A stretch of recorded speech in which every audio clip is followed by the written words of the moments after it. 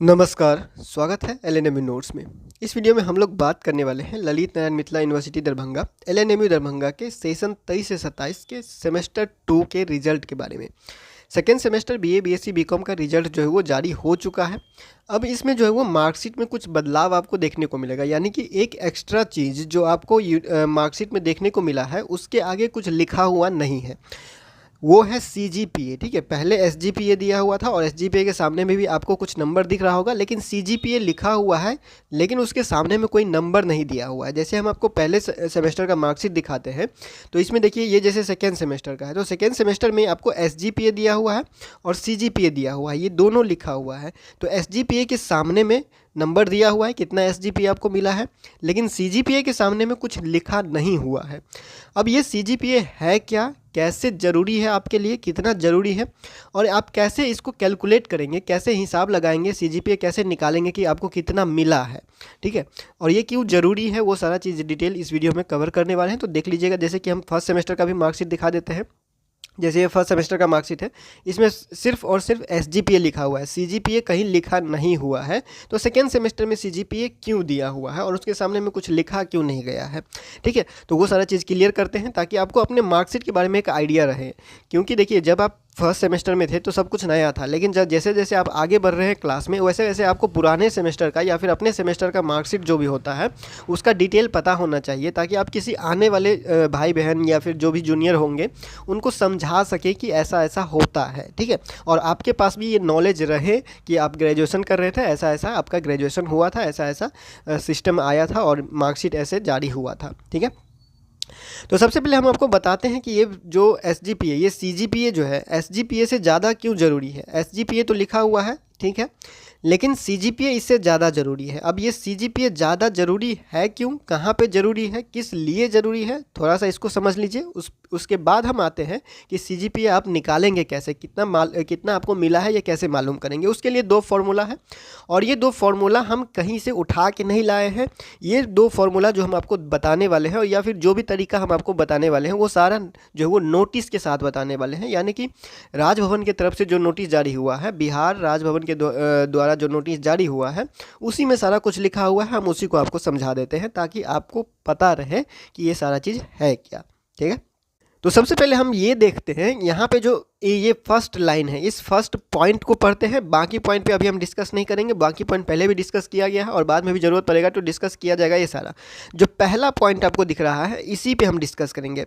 अब यहाँ पे देखिए क्या लिखा हुआ है, the students shall have to obtain a minimum CGPA is equal to 4.5 for the award of bachelor degree। यानी कि अगर आप बीए बीएससी बीकॉम कुछ भी कर रहे हैं, बीए कर रहे हैं, बीएससी कर रहे हैं या बीकॉम कर रहे हैं, तो बीए बीएससी बीकॉम का डिग्री आपको कब मिलेगा, जब आपका CGPA 4.5 कम से कम रहेगा। ठीक है, इससे कम अगर आपका CGPA रहता है तो आपको ऑनर्स का डिग्री नहीं मिलेगा। जो भी आप ऑनर्स कर रहे हैं उसका डिग्री नहीं मिलेगा। 3 साल बाद लेते हैं तो आपको 4.5 या फिर जो भी 4 साल बाद, 3 साल बाद भी आप छोड़ सकते हैं पढ़ाई। उसके लिए अलग से वीडियो बनाया गया है, अगर आपको किसी को जानना है तो वो देख लीजिएगा। उस डिटेल में अभी हम नहीं जा रहे हैं, बस आपको ये बताना चाह रहे हैं कि देखिए यहाँ पे CGPA लिखा हुआ है और हर जगह CGPA का ही जिक्र किया गया है, SGPA का जिक्र कहीं नहीं किया गया है। SGPA और CGPA में क्या फ़र्क है ये भी समझ लीजिए। एक लाइन का आंसर है, इसमें ज़्यादा कोई दिमाग नहीं लगाना है। SGPA है सेमेस्टर ग्रेड पॉइंट एवरेज। ठीक है, SGPA इसका फुल फॉर्म होता है सेमेस्टर ग्रेड पॉइंट एवरेज, मतलब ये एक एक सेमेस्टर का मार्क है। ठीक है, एक एक सेमेस्टर का मार्क कहने का मतलब क्या हुआ कि ये आपको जैसे फर्स्ट सेमेस्टर में मिला था वैसे सेकेंड सेमेस्टर में मिला, वैसे ही थर्ड सेमेस्टर में मिलेगा और ये अलग अलग मिलेगा। यानी एक एक करके जो आपको मार्क देता है वो है सेमेस्टर ग्रेड पॉइंट SGPA। ठीक है, सेमेस्टर ग्रेड पॉइंट एवरेज हो गया आपका SGPA जो प्रत्येक सेमेस्टर में आपको मिलेगा।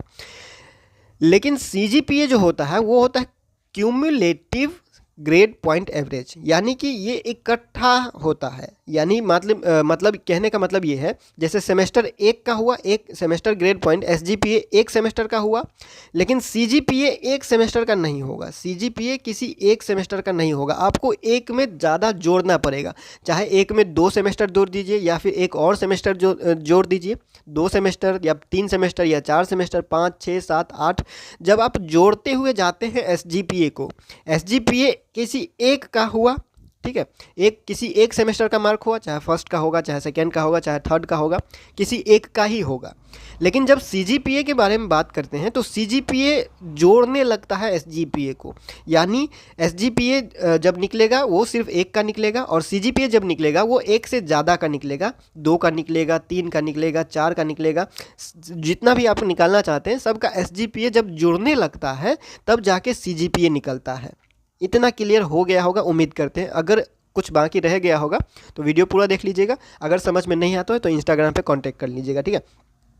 तो हम फिलहाल ये आपको समझाना चाह रहे हैं कि SGPA से आपको कोई मतलब नहीं है, आपको मतलब होना चाहिए अब, क्योंकि first semester second semester of course SGPA जो आपको मिलता है वो तो ज़रूरी है ही, लेकिन CGPA आपको अब मिलेगा। अब ये CGPA क्या होता है, कैसे ज़रूरी होगा, ये आप समझ गए होंगे। CGPA ज़रूरी क्यों होगा, क्योंकि सारा रिजल्ट जो आपका हिसाब किताब होगा वो CGPA से होगा, ठीक है।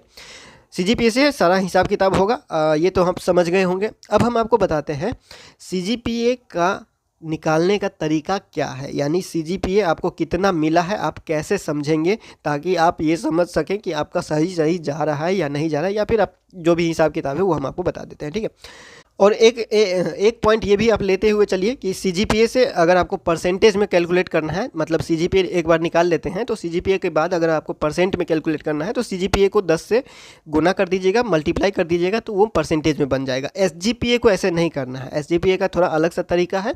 CGPA सीधा सीधा है, जितना CGPA आया है उसको 10 से गुना कर दीजिए, आपका वो निकल जाएगा परसेंटेज आपको कितना मिला है। देखिए सब कुछ CGPA में बात किया जा रहा है, आपको डिग्री भी देगा, या फिर आप जो कोई फॉर्म भरते हैं, कोई फॉर्म भरने जाइएगा तो वहाँ पे आपको SGPA नहीं मांगेगा, आपको मांगेगा CGPA कितना आया है।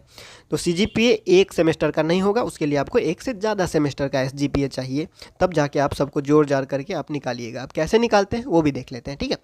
2 तरीका हम आपको बताने वाले हैं, एक ये है और एक ये है, ठीक है। और दोनों तरीका मर्जी से मन से लेके नहीं आए हुए हैं, नोटिस में लिखा हुआ है, राजभवन के नोटिस जो अभी अभी हमने आपको दिखाया उसी नोटिस में लिखा हुआ है, और वही फार्मूला को हम आपको बता रहे हैं, ठीक है।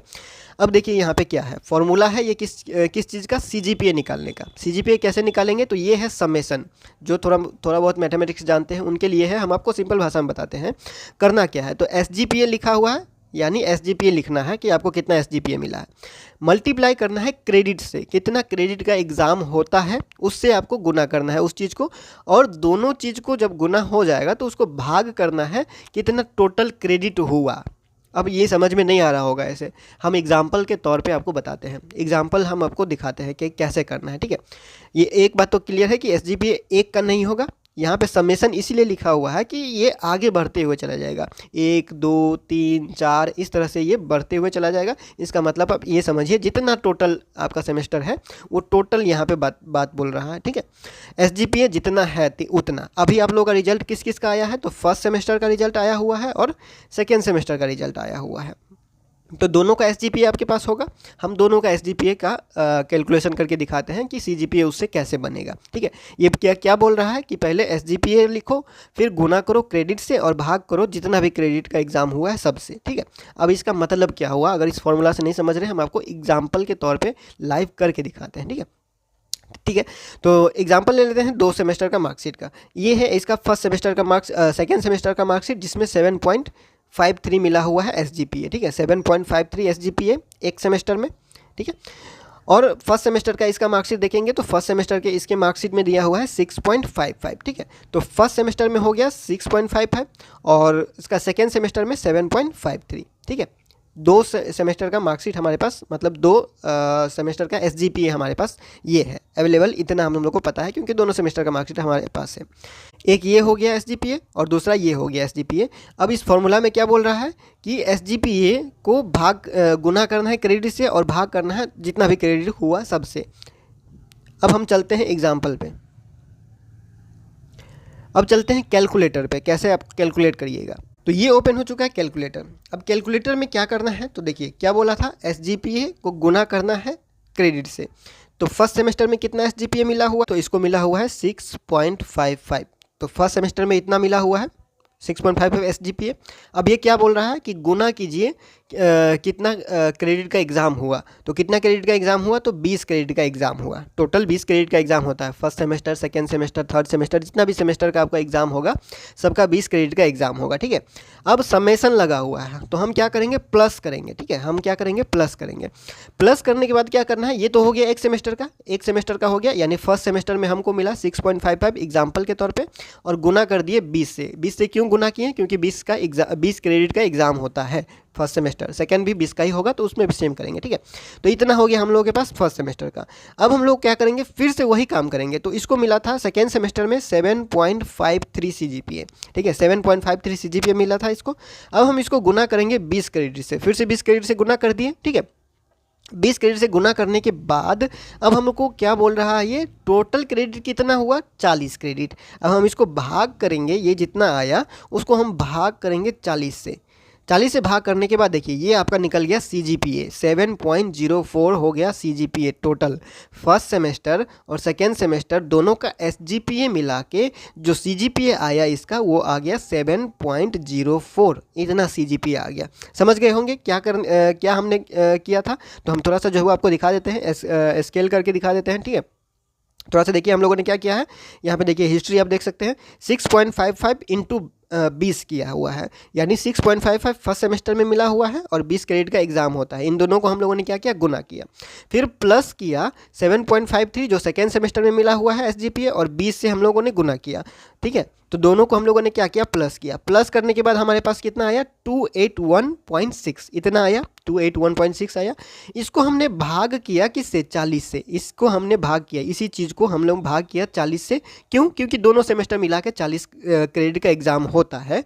तो 40, 2 क्रेडिट का हिसाब कर रहे हैं तो दोनों मिला के 40। अगर 3 क्रेडिट का हिसाब करेंगे तो उसमें 60 हो जाएगा।